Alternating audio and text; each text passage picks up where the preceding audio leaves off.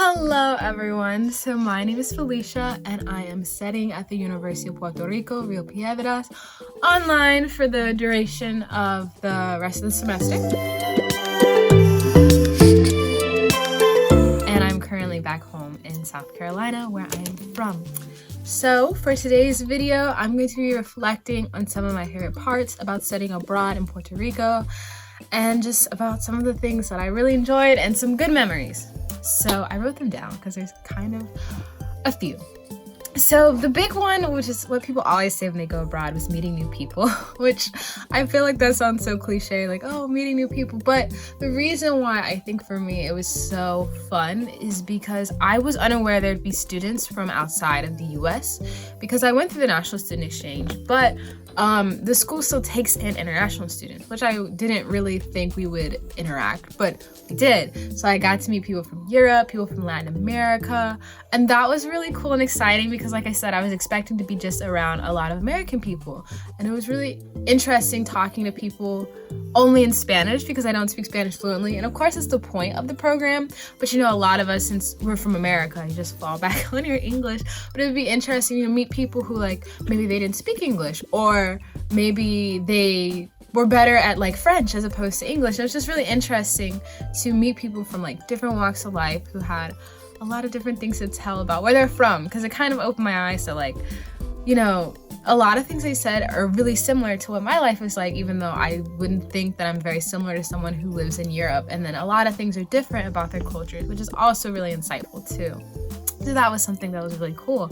And something else I really loved about Puerto Rico, which I've mentioned in my other videos, is learning about the Taino culture, which is like the indigenous group of people that was native to Puerto Rico, and that most of the people who look indigenous, so who don't really look like Spanish or who don't really look African, they're usually predominantly Taino. And I basically learned a lot about them in my literature course and in my history course.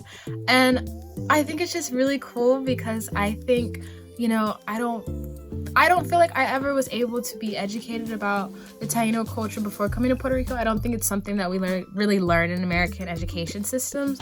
So I think to go there and see how that's such a big part of their heritage and like one of the main parts of their history curriculum is really interesting to me. And when I actually went to the castle in San Juan, I bought this postcard, which I love this postcard.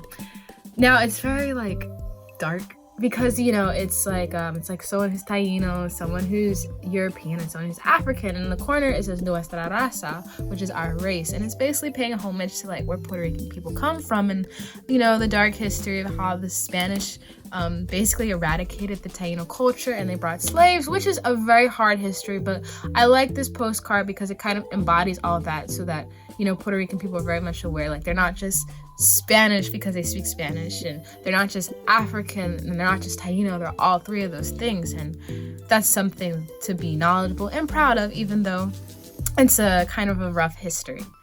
So the last thing I put on here is the thing I love about Puerto Rican culture is the food, which, if you know me personally, I'm not one of those people to just love the food of somewhere just because I've gone there. There are a lot of places I've been and like I don't like their food.